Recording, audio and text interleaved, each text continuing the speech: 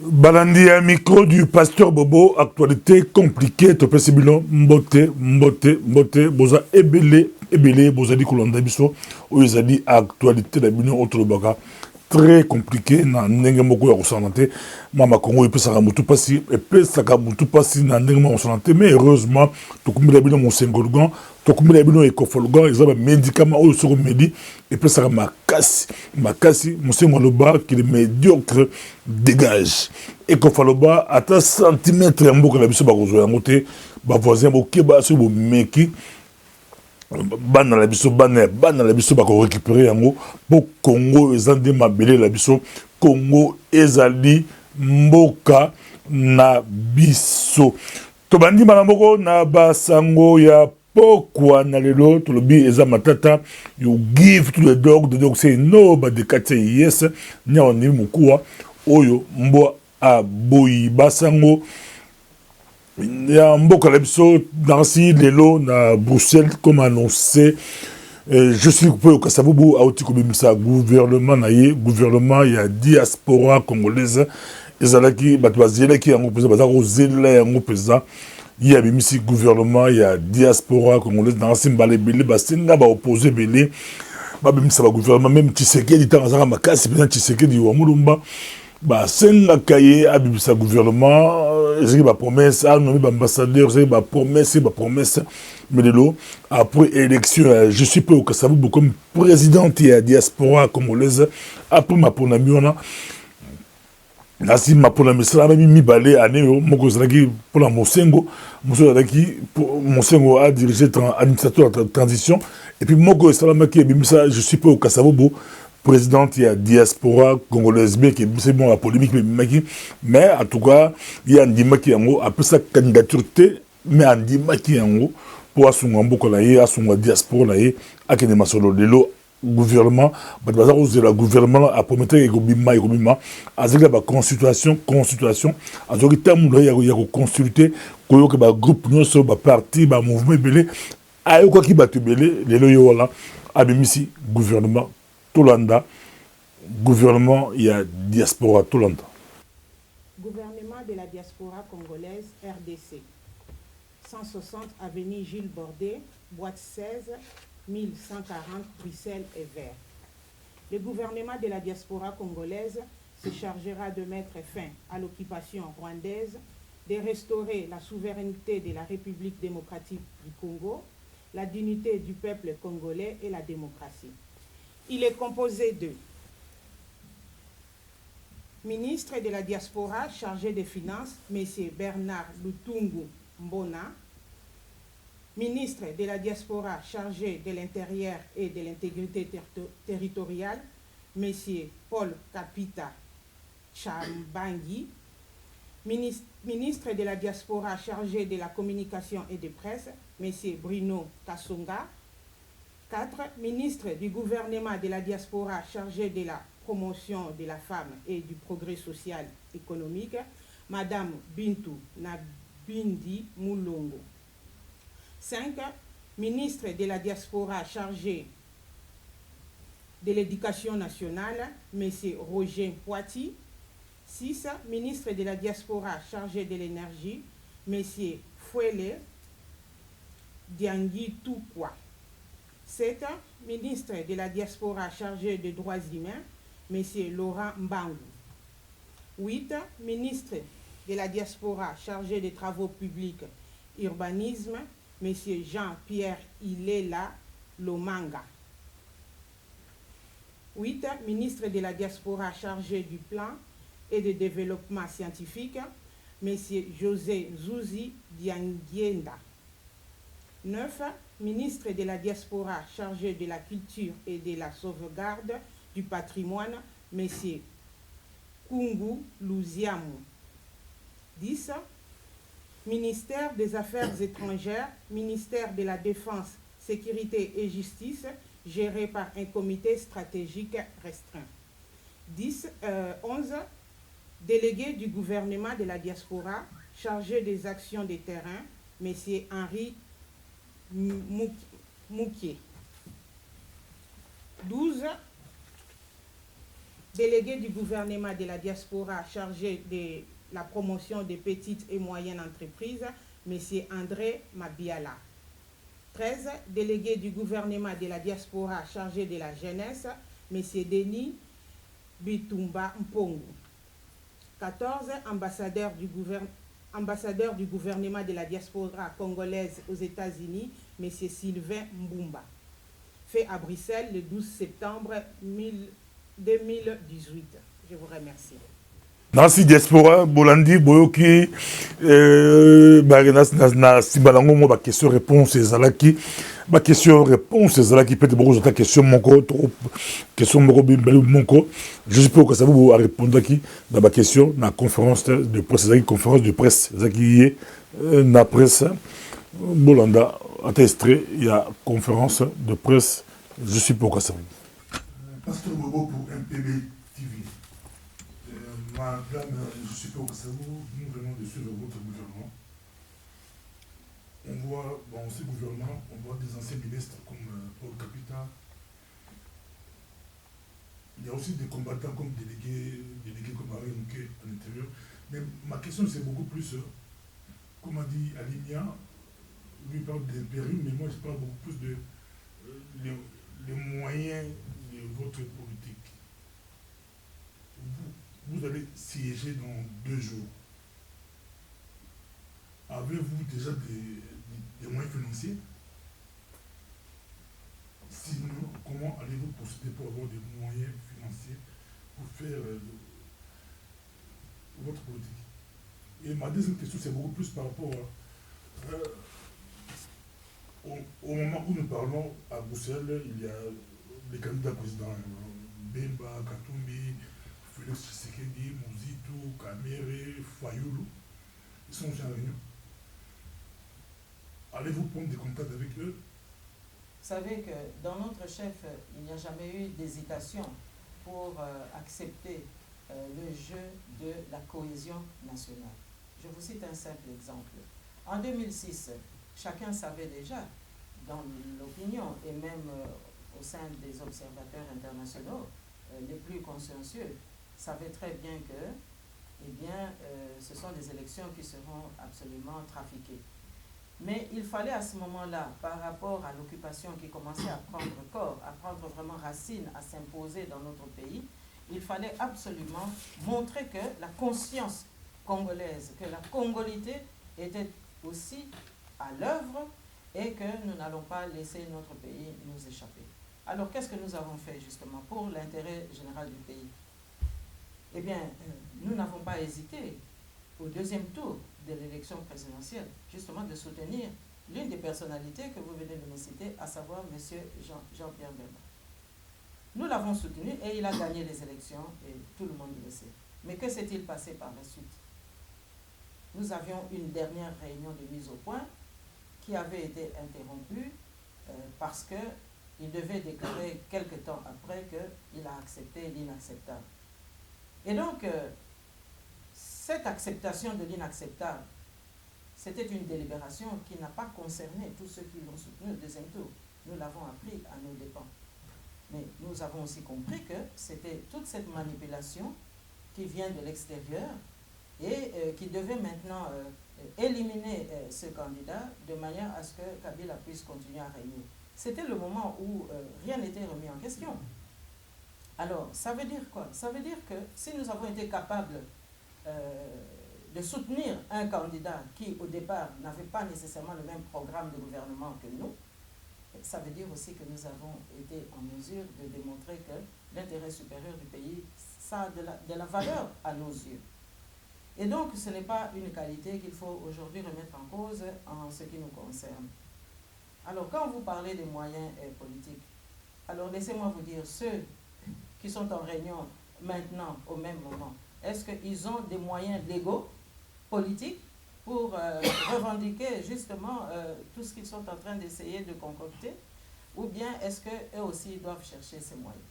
À moins que vous vouliez suggérer que, puisqu'ils ont été à la gouvernance pendant toutes ces années, cannabis, et que donc ils ont eu largement la possibilité de pouvoir faire des ponctions dans les deniers de l'État, et que ce sont ces moyens aujourd'hui qui leur servent de justification pour imaginer des programmes. Mais plus grave encore, à mon avis, pourquoi est-ce que vous ne poseriez pas la question dans l'autre sens? Depuis 2001-2002 jusqu'à ce jour, pourquoi avoir exclu la classe politique responsable, celle qui a toujours milité pour l'intégrité territoriale du Congo et la souveraineté du Congo? Non, si le diaspora, la mission aussi gouvernement, il y a un gouvernement, et qu'on soit la moussala, quand on est bon, et qu'on soit la moussala, au siège, la réunion et le gouvernement, ils habillent. Kalaté dans 2 jours, on a la réunion au gouvernement. Nakati ya gouvernement, tout le monde va comme Bolandi, Henri Mouké, un grand combattant, il y a des délégués, il y a gouvernement, je sais pas au Kassaboubo, il y a action sur le terrain, Azali Mouké, Bakambi, dans le gouvernement, Paul Chabani, Papa Chabani, ainsi Yazalaka, dans le gouvernement Tshisekedi, il y a un peu dans le gouvernement, ça rappelle Moko, parmi 13 parlementaires, 13 parlementaires, tout Babunda, Pesa, comment les 13 parlementaires, Tshisekedi, Moko Labango, ça le gouvernement, Justine Poyo Kassavoubou, ainsi, Nancy Atib, ambassadeur, et Bandi, Abina de Silité, Ekouya, tout soutenir yango action badi total bango na misala total bango la action total bango to di kozela biso tozala kiona ezali matata ezali actualité compliquée journée ngozaki peut très compliqué après déclaration il y a gouvernement ou présentation du gouvernement je sais pas au Kassabou 40 jours on a biso na site okendaki ezali pe musika milité ezali musika milité il y a je sais pas au Kassabou ezali na Union européenne na club presse à Union européenne et puis il y a opposant na biso opposant congolais bazalaki na hôtel Marriott ezali ka pembeni wana na hiver to pusone ka pembeni to komaki na hôtel. Kuna na hôtel, que s'est-il passé? Kuna zalaki Jean-Pierre Bemba Gombo Igwe Mwanamboka, Moïse Katumbi Chapwe, Adolphe Mozito, Félix Tshisekedi Chilombo, Vital Kamerhe, Moussa Nyamwisi, Nancy Bazalaki wana, bafandaki ba solo laki, ba ina ma solo président ma solo, il fallait passer la communiquer d'ensemble ma solo ngozaki au petit bois boy.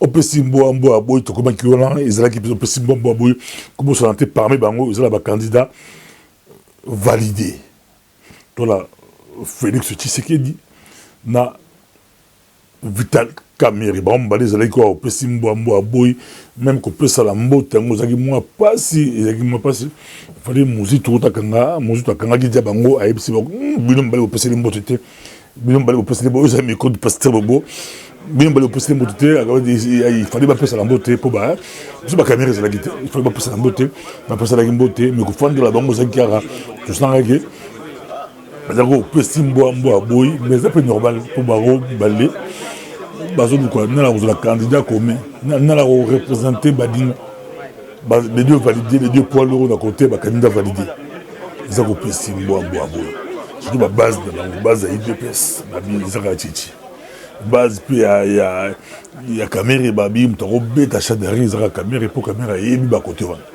donc bazaki opesi mboa boy ya bango zaka opesi mboa boy mais les micro du pasteur bobo na l'autre camp c'est que banani l'autre camp zalaki ba candidat invalidé ba Jean-Pierre Bemba ba Moïse Katumbi ba Adolphe Mozito ba mo pe côté là ba ba yebi que élection ils ont risqué base à la tête mais pour pas plus ça au pays voir exemple boulot bango il faut programmer ba côté programme à l'époque où la stratégie ba boycott ya nso tangi ba communiquer la bango au moment que la communiquer on tu vas comprendre ba traiter de la politique ya financement il y a élection ba aussi ba financer l'élection communauté internationale et financer l'élection au Kabila zo boya route financement bon ba lingi ba financer l'élection bango ba zali ko senga Sadek, à côté de Masolo, au Kabila, tout la déclaration contre le pays voisin, parce que c'est le pays voisin. En même temps, Bango Balobi, le candidat va invalider Bango bêtement pour des raisons politiques. Bazong à la gata Masolo. Bazong à la gata Masolo, mais Kabila pour l'aïe, à sa bengali binon, Bogozon à soute. Bango Balobi, idée à candidat commun, candidat unique, ça va continuer. Bazo solola, bas solola. Dans ce niveau, à niveau, à communauté internationale, bazo tcha bon pression, bazo tcha bon pression. Il y a la main de la kin, bazo ba, azo comprendre que abi bojo, ba main de bobi, main de beaucoup lokuta, main de lokuta. Comment va question sur la réunion et pas ba colonisateur, main de la race indi, ba belge, ba colonisateur. Abi azo comprendre ba opposé en côté, azo comprendre ba côté, ba rosa la réunion pas ba colonisateur pour ba ko ngala biso na mboka oyo, mutala makaboyo, réunion la bango il qui basali communication na bazali ki ona basali yango eza ko yeba ekoyani comment en tout cas la communication bon c'est beaucoup plus par moto yebi il n'y a pas vraiment question de nouveau to bi que aux européens simbombo aboy est-ce que notre position est capable pour la moto moko autour d'un programme élaborer pour idéalement élaborer programme commun pesi moto moko o baponi parmi bango ebisi yonde porter yango biso tout au poids est-ce que vous êtes capable to les comme côté Vital Kamerhe na Félix Tshisekedi est-ce que baromi balé barondima yango to motu la dernière minute va ta refaire bi est-ce que motu la dernière minute a remettre chute à simate abendana babi que motu abendana kami za beaucoup plus Kamerhe yango bazobanga pe Kamerhe Félix pe base na épée et magambango eza matata ezalaki mbali boso igwe bakutana Moïse Katumbi depuis makambo ebanda il fallait bakutana mais na kati masolo na site monaki l'absence elaki makasi ya baproche ya Moïse Katumbi neti ba Olivier Kamitatu bazalaki te bobi ki Olivier Kamitatu na Jean-Pierre Bemba pesa la kopesi mbambo aboyi mo ba conflit zali donc peut préférer ki Olivier yo comme on a été zala invisible tika Moïse zala tout le monde peut Francis Kalombo tout le monde qui était AIP à son déjà dans Vital Kamerhe tout ça balou que la stratégie a yo bombardement tout ça de Kamoza boy pour to kende liboso igwe pe na lobi liloba sukate makambango yo kende ni c'est Kabila ba ko bengana ye to ba kende élection ba kende ba quelle élection bon ba il faut élection crédible mais Kabila peut attirer crédibilité c'est opposé ba piéger ba kende disperser ba ko ndi machine à voter ba ko kende ba ko boycotter ba ko ça nini bon ba ko boycotter mais Kabila pas beaucoup changé et kozala nini makambo yo ezali kosala pasi Kabila commandé babi mettre à bord ali kosala makambo na ndenge na ye élection na bango na ndenge nango omona Tarsis lo seke ba invalider ba bengani ye la cour constitutionnelle babi azali belge mais comment bango moko bazui badi banga sai badi banga ye batiki ye belge batiki ba bengani lo seke bazo sala ngo ba quel critère est-ce que conflit pour lo seke azala conflit na Tibala yango po ba kuna ba fingi ba be escroquerie trahison est-ce que bon ba fundi tene ba fundi ki mosi tout la palou ezamo ba question bazo sala élection à la carte na ba tête ba tali ga yuza faux tête ba longolio yo ko tikala yo ko longo bon ça va même condition va même problème o za belge ba longolio o za belge ba tikie ba za ko sala makambula ndenge na bango élection ya Kabila oyo ezali matata élection na ye et comme on dirait bali na ya somba pour beta esengeli ozala gentil na ye sokite akobenga na yo Congo Kinshasa basiliki na monoko ya che okitundu baza ya kosilika peza kosilika raconte salamaki na Luanda entre Didier Renders na Joel Lorenson ezobangisa Kinshasa est-ce que bako frapper bango par na nzela ya Angola ezobangisa bango basiliki na ndenge ya kosana que se passe-t-il et on dit bah il faut se concordter est-ce que Kabila ko résister na pression ezongi babi bakotika Kabila te bakotika ete mais to tika te bati musu batika ete biso mo ba Congolais to telema to benga la Kabila so biso mo to telemi et kozala malamu benza ezalaki un micro du pasteur Bobo na rasi de moni bandiko so apariko bango bati site na monene site na bango ozala Zakalate na et ozala le 19 septembre de 13h à 15h na Schumann baliko benda mbela ko annoncer ko benga bandiko ba mouvement surtout ya parce que solution za élection té mais solution ezali soulèvement populaire. Merci de to monali prochainement ezalaki micro du pasteur Bobo. Merci.